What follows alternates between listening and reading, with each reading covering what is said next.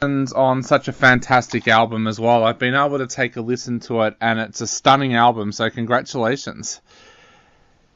Thank you, man. Thanks. So I was wondering if we could start off by asking, was there any goals, or did you guys have anything that you wanted to achieve with this album when you first sat down to work on it? Yes, we wanted to expand our soundscape, so to speak. We never do the same thing twice. So um, when we started, I told Steph that I wanted to have a kind of a theme to go throughout the entire record. So we picked a theme like science fiction. We would pick several stories from our favorite movies and books that we wanted to write about, and then we started writing the music based on those stories. So it was a different process than the first two records, and so yeah, he kind of made the music a little bit different. But I think it's just also a natural evolution of the band.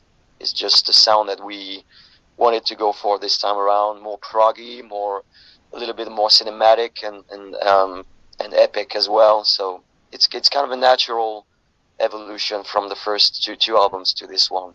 We're really happy with it.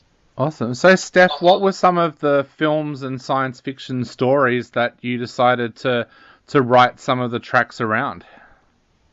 Well, we're quite a democratic band, so we talk to each other, which works and themes and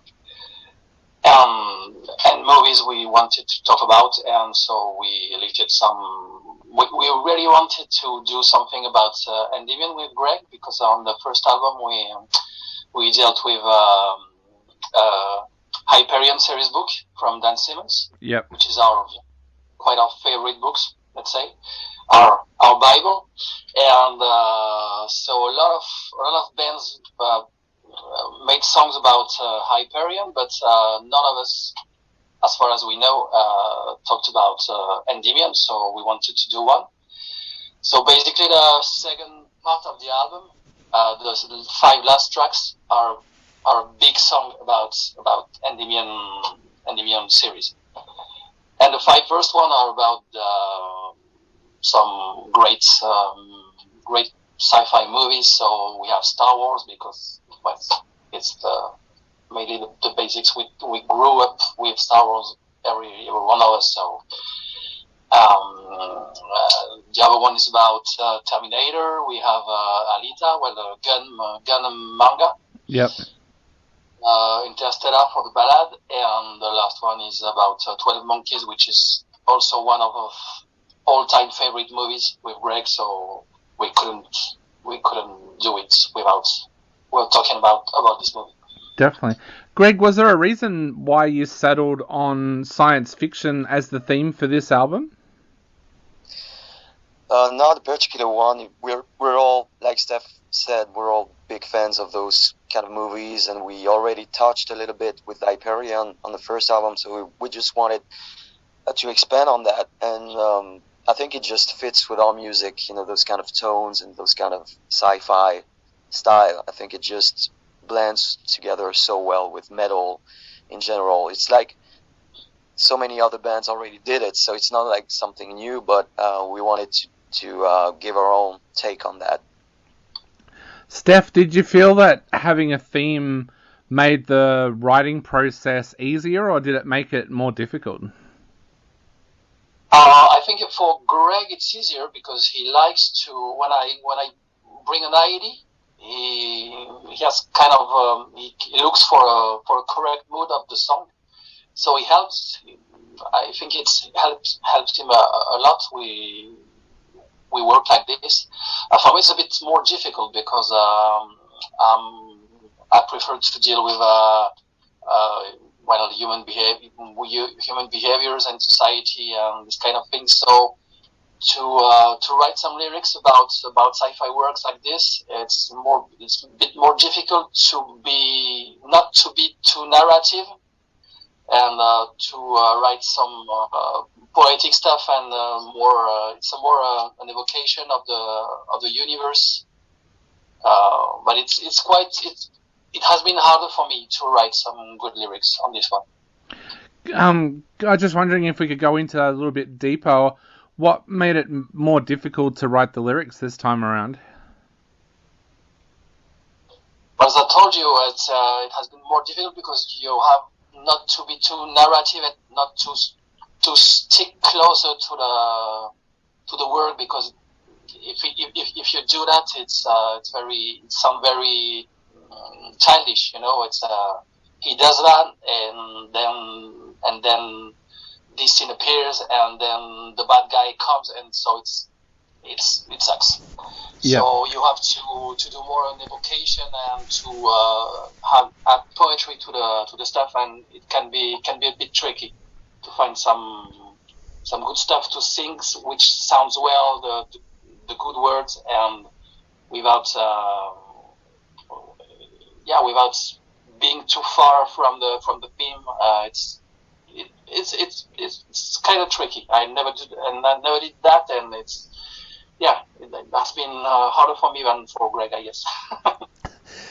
So, Greg, you mentioned before about wanting to have a more proggy sound this time, and we've heard the band's sound evolve over the years as well. What made you decide that you wanted a proggier sound this time, and how did you go about capturing that sound? Well, I'm the prog head in the band.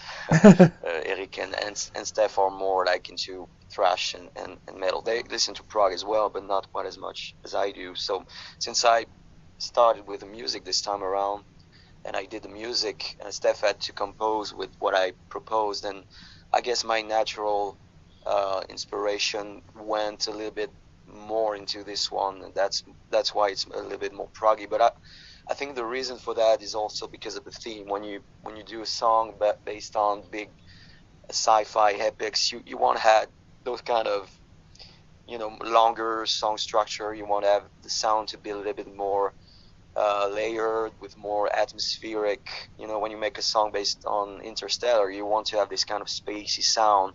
So I had this kind of Pink Floyd, Dream Theater kind of vibe throughout.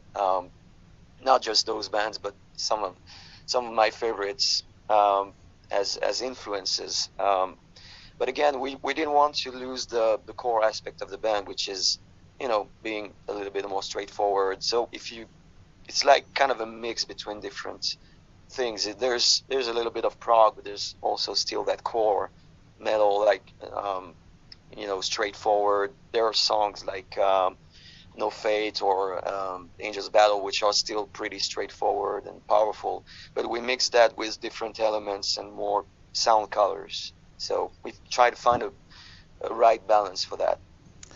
Steph, the world has been a pretty crazy place over the last few years with lockdowns and things like that. Did any of that affect how this album came together?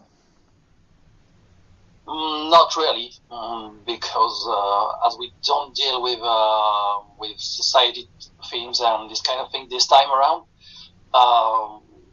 really it didn't affect us. It didn't affect us that much. Moreover, we compose each one from his side. We don't write songs in the rehearsal room, so it didn't affect us that much. Greg sent me his ID and I sent him mine, and we always composed this way since day one. So no, really the only thing is that we get a bit late because we couldn't record drums at one point, so we had to wait for a few months, but it wasn't really a big deal. Yeah.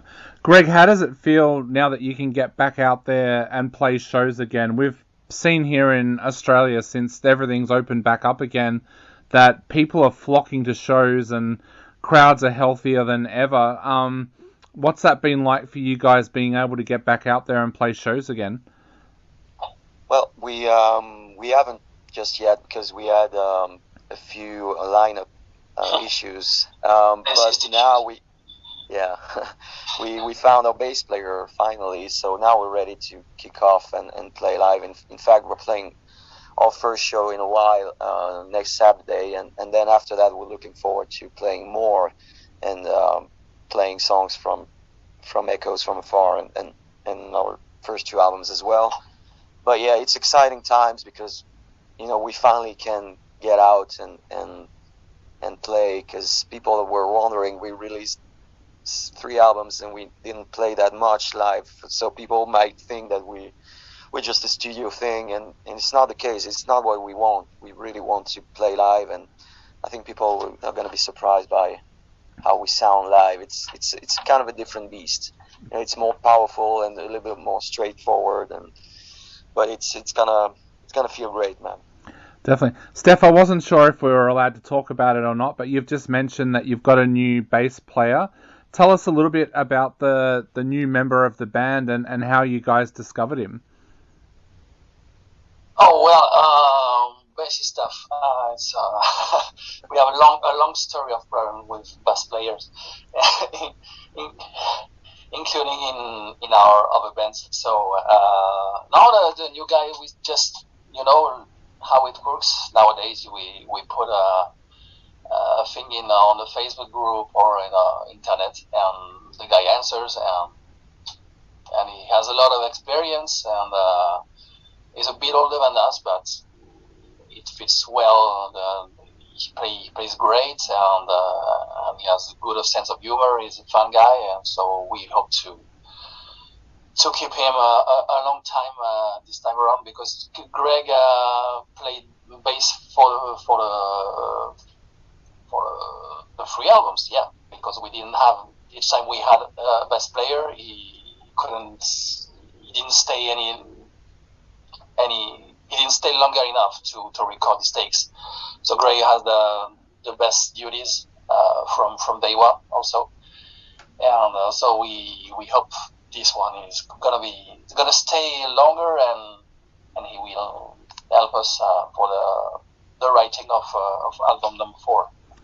Definitely. Well, Greg, to finish up, what would you like to say to all of the Australian fans out there before they sit down and take a listen to this new album, or for the ones out there that have already listened to it, what would you like to say to them? Well, first of all, thanks for listening to that interview. And well, we hope that the new album you're gonna like it, of course, and be sure to check out the first 2 if you like this one. Even though it's a little bit different, but it's still us, it's still what we do, and we're looking forward to maybe one day play in your beautiful country.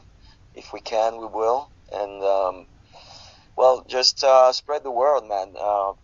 If you like what you hear, then talk about it to your friends, and maybe it's gonna grow into something, and we can go there and play for you.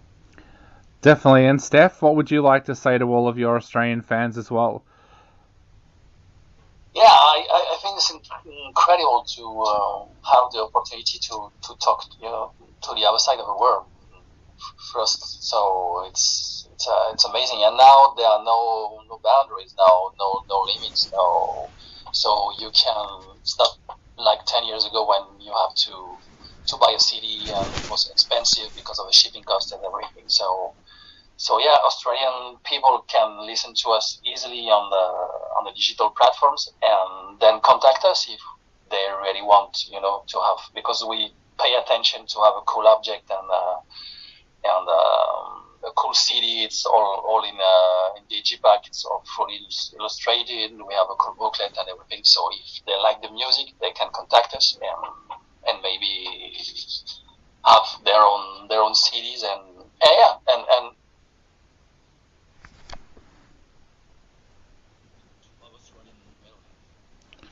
Definitely. Well, thank you so much for taking the time to chat to us today. It's been an absolute honour having you both on the show, and we can't wait until the day that we get to see you both in Australia as well.